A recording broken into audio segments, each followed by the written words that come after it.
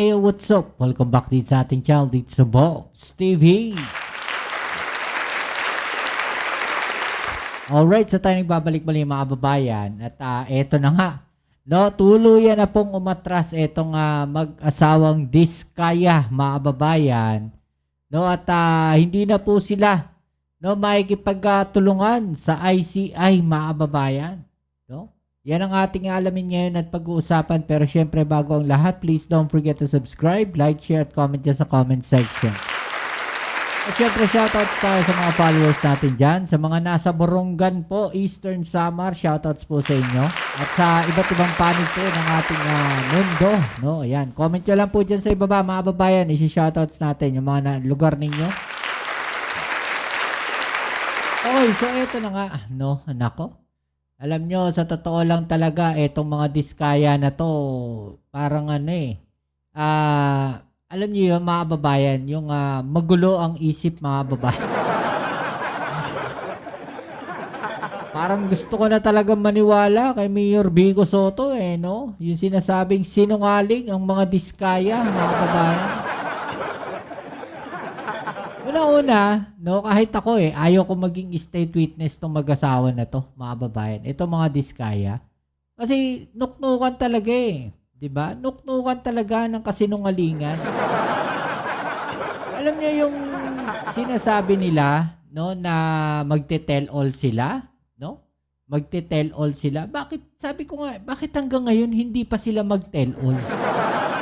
May pinoproteksyonan ba? May pinoproteksyonan ba sila, mga babayan? No, meron bang itinatago itong mga Diskaya? Ha? Isa lang naman yung may gusto silang maging state witness 'Di ba? Isa lang naman Yabang-yabang pa nga, napanood ko doon sa isang video mga babayan. Sabi niya, kung di daw dahil sa kanya, wala daw yung mga witnesses na yan. Wala raw yung mga contractor na yan. No? FYI mga kababayan, no? Si Senator Panfilo Lacson, inilabas din yung mga contractor na yan. At napakalaki rin ng tulong ni Senator Ping Lacson dyan. No? Sa investigasyon na yan. Dahil yung kanyang mga expose, no? Yung kanyang mga inilabas, no? Na mga contractors, kung gaano kalawak, no, ito nga naging korupsyon diyan po sa DPWH. Kaya natatawa ko kung napanood ko yung video na yun, mga babae. Umabalik tayo dito. No, eto na nga, umatras na sila, etong mga Diskaya dahil parang hindi sila qualified, no, na maging state witness, mga kababayan. Kaya umatras na sila. So ibig ba sabihin, no, yung gagawin nilang pag-tell all, kaya siguro hindi sila nagte-tell all, mga babayan, inaantay nila na merong kapalit yung kanilang gagawin.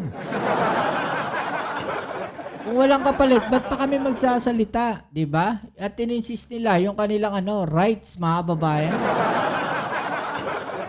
Wala talaga tayong aasahan dyan. Kahit ako, diskumpiyado talaga ako dyan sa mga Diskaya na yan, mga babayan. No, wala akong tiwala talaga dyan sa mga yan.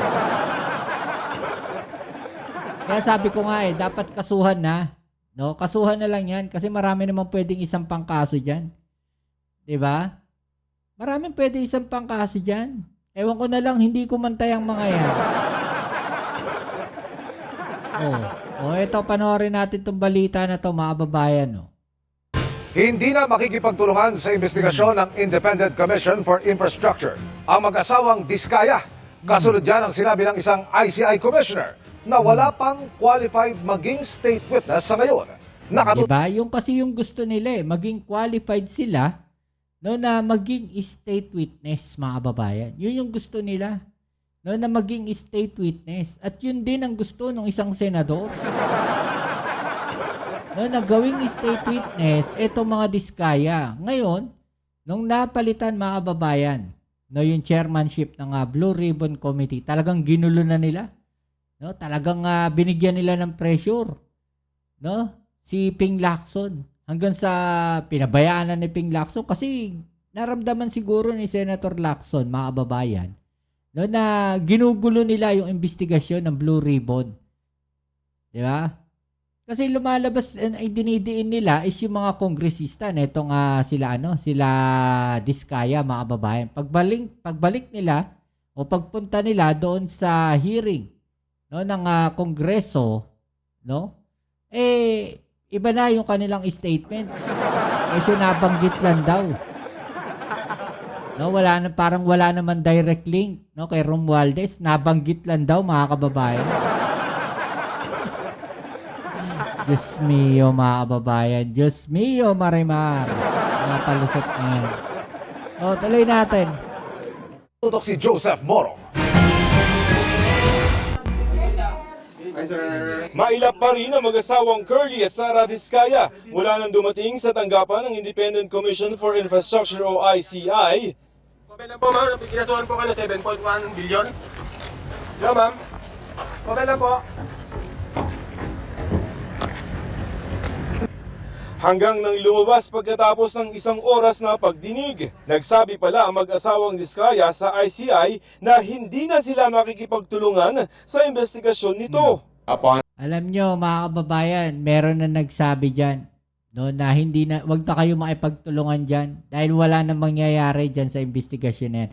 Ito nakikita ko dyan, mga kababayan. No? Merong puwersang nasa likod na gustong sirain yung ICI na yan, mga kababayan. No? Gusto nilang sirain yung kredibilidad ng ICI mismo. Na dahil kung itong mismong mga Diskaya ay umatras na, no? Itong mga Diskaya ay umatras na, pwede nilang ipuntos yan. No? So ano yung pwedeng mangyari? 'Di ba?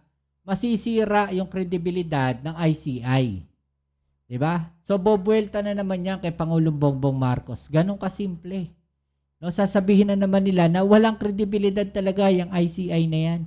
No, kasi binuo yan ni Pangulong Bongbong Marcos. 'Di ba? Yan na naman yung ibabato ng mga yan, ng mga DDS. 'Di ba? O antayin niyo, lalabas yan, no? Lalabas yan, mga kababayan. Merong magsasalita niyan na sasabihin walang kredibilidad ang ICI. Yan kasi talaga yung purpose nila, mga kababayan.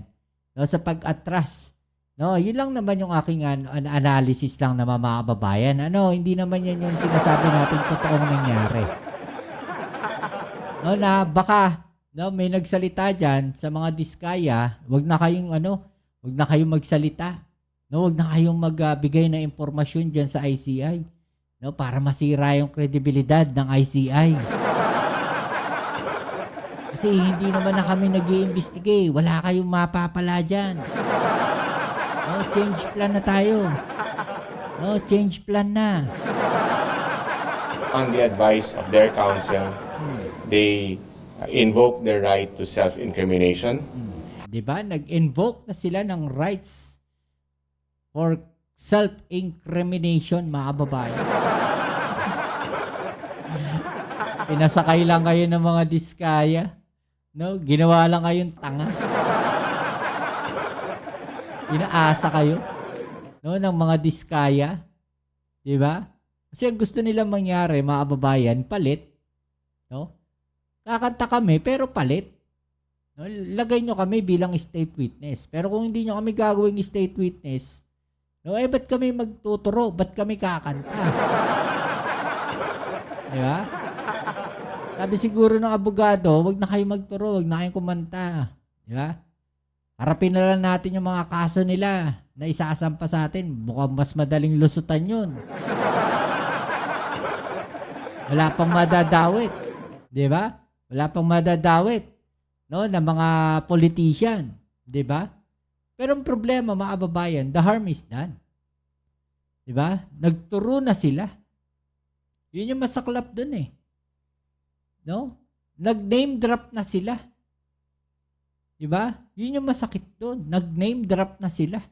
Nagturo na sila ng mga tao. Ng mga kongresista. Diba? The harm is done. Ngayon bigla silang aatras dahil wala pang qualified na state witness, bigla na silang umatras dahil sa tingin nila malabo na sila maging state witness. Diba? Naglolokohan na lang pagka ganyan. Kasuhan na lang, no? Sampahan na lang ng kaso. and Kaya nga ang nire-request ni ni Curly Discaya, mga kababayan, kung maalala ninyo, nagre-request siya, no, na makalaya siya, makalabas na siya ng kulungan ng Senado. 'Di ba? Para ano? Para makaalis ng bansa? No, baka ganon. Para makatakas na, makaalis na ng bansa. 'Di ba? So ipo-pull out na nila ngayon. No, hindi na sila pwedeng baka hindi na sila ma-qualify as state witness. No, i-request nila is mapalaya sila sa Senado. Sigurado merong magre-request diyan na senador, mga kababayan. Sigurado 'yan. No? Pag nakalaya yan ng Senate, mga kababayan, sinasabi ko sa inyo. No, pag yan nakalabas ng Senado, baka tumakbo na ng ibang bansa yan. Di lalong walang lalong nabaon na sa limot yung mga yung mga problema na yan, mga kababayan, yung mga sangkot, no, diyan sa malaking korupsyon na yan, mga kababayan, bye-bye na. Diba? So paano na yung pera ng taong bayan na nawala? Dahil diyan sa mga ghost project, no, sa mga substandard na project, mga kababayan, no? Paano na yung mga perang nakurakot? Ganon-ganon na lang. Diba? manifested that they will no longer cooperate with the investigation being conducted by the ICI. Ayon sa abogado ng mga Diskaya, inakala ng mag-asawa na mas malaki ang tsansa nilang maging state witness kung makikipagtulungan sa ICI. Pero anila, sinabi sa isang panayam daw ni ICI Commissioner Rogelio Singson na sa ngayon ay walang qualified maging state witness. Wala pa nga kami, di ba? Sa gaya nga ng nasabi ko, it's too early to tell. Kasi kailangan natin makuha muna yung buong picture bago tayo makarekomenda kung kailangan magrekomenda. September 19 lamang nagsimula ang investigasyon ng ICI. Ayon sa Independent Commission for Infrastructure o ICI, hindi raw makakaapekto sa investigasyon na kanilang ginagawa ang hindi pakikipagtulungan ng mga Diskaya. Nasa 16 na mga resource persons ang naipatatawag ng ICI at nakapag-submit na rin naman daw ng kanilang mga affidavit ang dalawa. Meron naman tayong magiging sources of information or evidence for us to build our case. So we don't need them anymore? Right now, I think we have, as far as they're concerned, anyway, they were able to appear before the commission and that would stand. And we will take those into consideration still. Sabi ng opisina ng ombudsman na nag-iimbestiga rin at magre-rekomenda ng mga kaso misguided o mali ang gabay sa mga Diskaya. Pakipagtulungan sa gobyerno anila ang tanging magagawa ng mag-asawa. Dahil naman sa sakit kung kaya hindi nakaharap sa ICI, kahit nakaschedule si dating Public Works Undersecretary Roberto Bernardo. Siyang umano'y naglagay ng mga pondo para sa mga maanumalyang flood control project.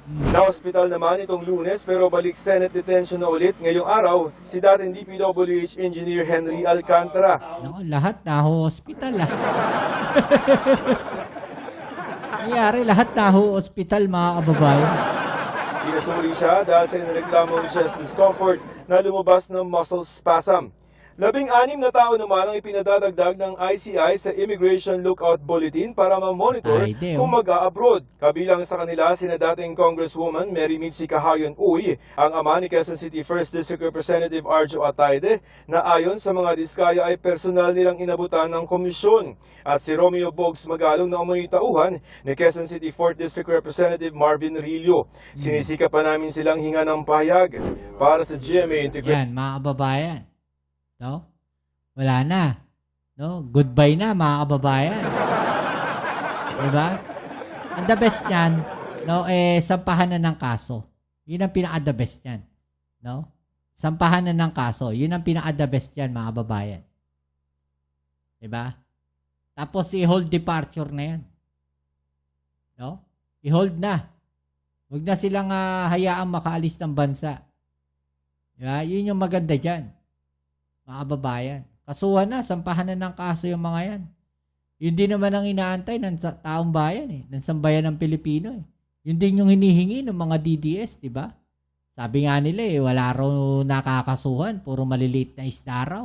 O di kasuhan na lahat yung mga yan. Ang gusto nila. Oh. 'Di ba? So, kawawa. Kawawa tayo dito sa mga diskaya na ito, mga babae. Ano masasabi po ninyo dyan, no? I-comment sa ibaba yung mga opinion na atin yung pag-usapan, right? So, kita-kits tayo sa ating next video upload. Dito muli ang Kuya Mops. It's a Bobs TV. Peace. I'm out.